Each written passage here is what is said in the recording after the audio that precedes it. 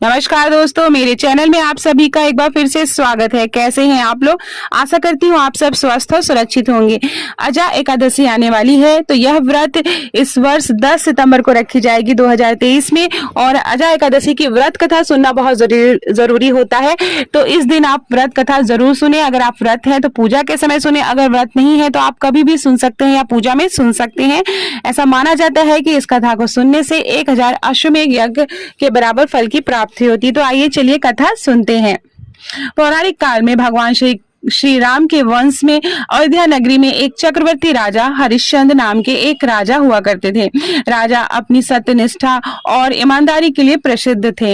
एक बार देवताओं ने इनकी परीक्षा लेने की योजना बनाई। राजा ने स्वप्न में देखा कि ऋषि विश्वामित्र को उन्होंने अपना राजपाट दान कर दिया है। सुबह विश्वामित्र वास्तव में उनके द्वार पर आकर कहने लगे कि तुमने स्वप्न में मुझे अपना राज्य दान कर दिया। राजा ने सत्यनिष्ठ व्रत का पालन करते हुए संपूर्ण राज्य विश्वामित्र को सौंप दिया। दान के लिए दक्षिणा चुकाने हेतु तो राजा हरिश्चंद्र को पूर्व जन्म के कर्म फल के कारण पत्नी, बेटा व खुद को बेचना पड़ा। हरिश्चंद्र को एक डोम ने खरीद लिया और शमशान भूमि में लोगों के दाह संस्कार का काम करवाता था। स्वयं वह एक चांडाल का दास बन गया। उसने उस चांडाल के यहाँ कफन लेने का काम किया, किंतु उसने इस आपत्ति के काम में भी सत्य का साथ नहीं छोड़ा। जब इसी प्रकार उसे कई वर्ष बीत गए तो उसे अपने इस नीच कर्म का बड़ा दुख हुआ और वह इससे मुक्त होने का उपाय खोजने लगा। वह सदैव इसी चिंता में रहने लगा कि मैं क्या करूं, किस प्रकार इस नीच कर्म से मुक्ति पाऊं। एक बार की बात है, वह इसी चिंता में बैठा था कि गौतम ऋषि उसके पास पहुंचे। हरिश्चंद्र ने उन्हें प्रणाम किया और अपनी दुख भरी कथा सुनाने लगे। राजा हरिश्चंद्र की दुख भरी कहानी सुनकर महर्षि गौतम भी अत्यंत दुखी हुए और उन्होंने राजा से कहा, हे राजन, भादो माह के कृष्ण पक्ष की एकादशी का नाम अजा एकादशी है।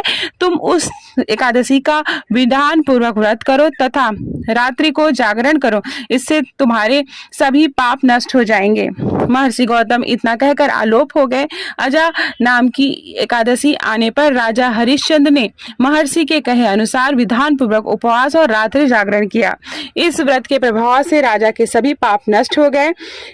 उस समय स्वर्ग के नगाड़े बजने लगे तथा पुष्पों की वर्षा होने लगी। उन्होंने अपने सामने ब्रह्मा, विष्णु, महेश तथा देवेंद्र आदि देवताओं को खड़ा पाया।